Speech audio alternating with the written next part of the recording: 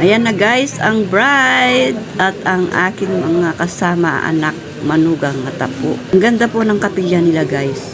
May silong siya.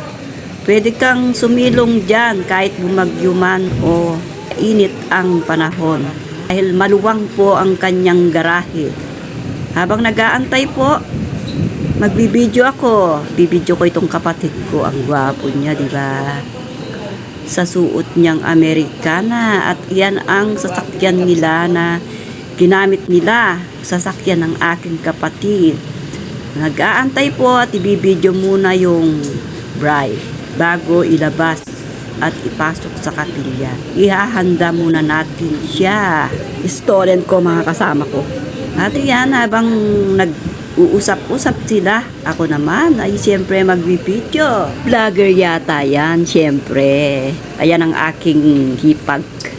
Napakaganda niya sa suot niyang gown. Ayan po ang aking kapatid, yung nakatalikod. At yung pamangking ko yan. At ang aking hipag. Video muna ako, pansamantala, habang nag-aantay. O, diba? Ang gwapo ng kapatid ko at ang hipag ko, ang ganda.